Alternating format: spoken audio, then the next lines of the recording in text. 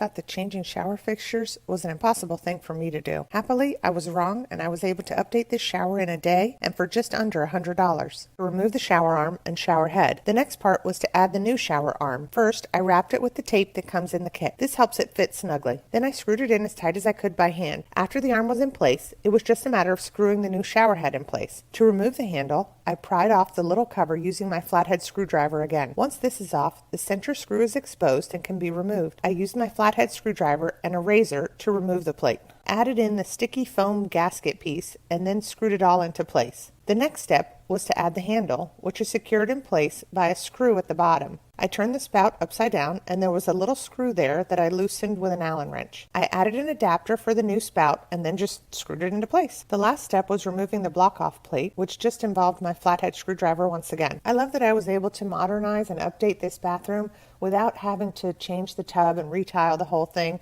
I'll show you how $35 in tile can transform your bathroom, and it's not in the way you think. I added liquid nails to the backs of the tiles and started mounting them to the mirror. I just added a little bit more liquid nails to the pieces that were going over the clips. Then I added a second row of tiles, and after that I started working my way up the sides of the mirror. Started adding tape as needed. The next day I removed the tape. I purchased some black caulking. I added it along the edges. After I added the caulking, I wiped it away using the lint-free cloth with the mineral spirits.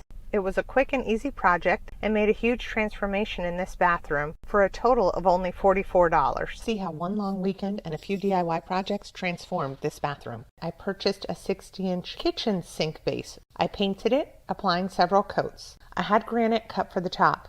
Using leftover vinyl plank flooring, I attached several pieces to the wall, grabbed some trim pieces, I cut these to size, painted them a dark gray that coordinated with the hexagonal tile, and then simply put those on the edges of the vinyl plank accent that I had installed. The only thing left now was the back wall, so the quickest and easiest thing to do was to cover it. The next step was to take some scrap wood pieces, painted them with the same paint again, added some inexpensive brackets, and mounted them to the wall. It was a long weekend with lots of projects, but I made my vision truly come to life and saved a whole lot of money in the process. So I went to the dollar store and I bought 3 bags of those vase filler gems. After sorting them, I washed them off using Blue Dawn and water and then laid them out to dry. I drew lines from the edge of the vanity to meet the mirror line. I applied a thin coat of mastic using a small notched trowel. Then the fun began as I pressed the gems into the mastic. I worked in small sections so the mastic wouldn't dry too quickly. Once I was done, I mixed the grout. I mixed 1 cup of grout to a half a cup of water.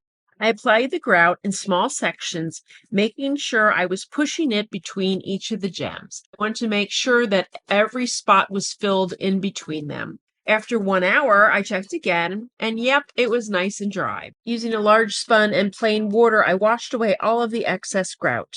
I removed the painter's tape that I had placed on the top of the vanity and applied caulk, smoothing it out with my finger. Wow, what a difference it makes, and no more splattered wall.